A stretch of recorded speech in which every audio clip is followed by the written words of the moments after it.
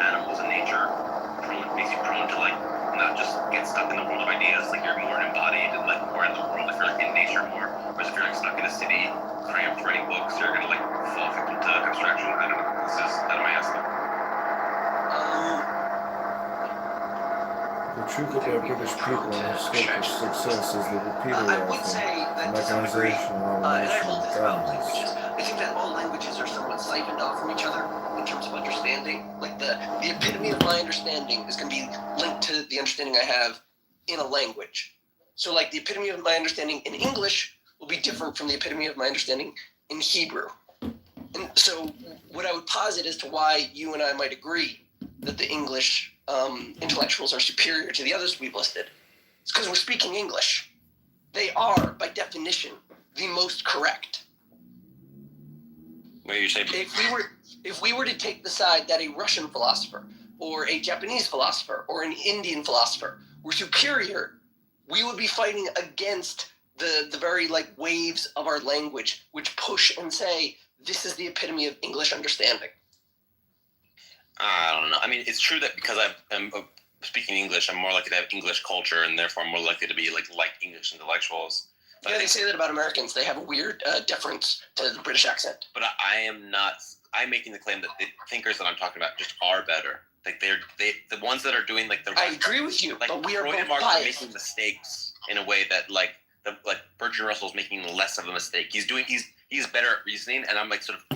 I'm objective about the fact that some people are just better at reasoning than other people. And I'm saying that some of that objective standardization comes from the language we're using. What's up, Timothy? Englishman is here. Yeah, but we don't think that the ones who think us are very smart, so Manai. Excuse me, sir. No, go sit the hot bath. What did you say? What did you Timothy, to get you up to speed, I was claiming that the British intellectuals are better than the Jewish intellectuals, and I claim that this is because the Jews have like 1,000 years to like come up with good rationalizations of bullshit in the Talmud, and the British didn't have that, so they had like an advantage intellectually to not practice the skill of rationalizing bullshit. mean like, are you comparing like rabbis to like Enlightenment philosophers? I'm comparing Locke and Hume and Hobbes and Smith and Darwin to Marx and Freud and Strauss and Boas and Adorno and Walter Benjamin and Leo Strauss and Chomsky. Chomsky? Yeah, I'm anti-Chomsky.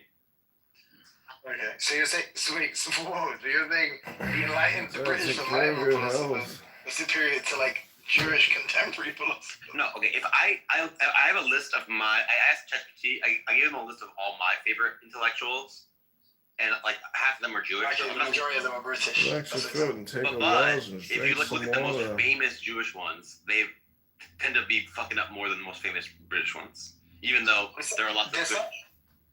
I watched like a documentary on like a history channel once, and there was like a famous British like jurist or something who it turned out actually had like Jewish ancestry. It turned out was like Jewish, but like how was your rainbow? As this like intellectual, they don't really remark about his Jewish heritage, right? But apparently, like, and I can't remember if it was like Magna Carta or some other like really like important legal document or something, like some kind of like constitutional document. But apparently, like, there's like these like parallels with like the Torah and stuff, and basically they were able to determine that the first coherent kind of concept of a nation that he based a lot of this like legislation or whatever this thing's like constitutional work on was basically just like based on the Old Testament, or like based on the Torah and the Talmud or whatever else, like basically the Jewish concept of like a nation and a nation state. So the modern nation state, essentially that concept is derived from like the Jewish conception of a nation. So I don't know, like maybe there's a lot more influence. Maybe like Jewish. There's like far more of a Jewish cultural influence on a lot of these great thinkers that you're speaking about. I mean, definitely at least Christian, like in terms of Christianity or like religiously, Jewish people have a really big influence.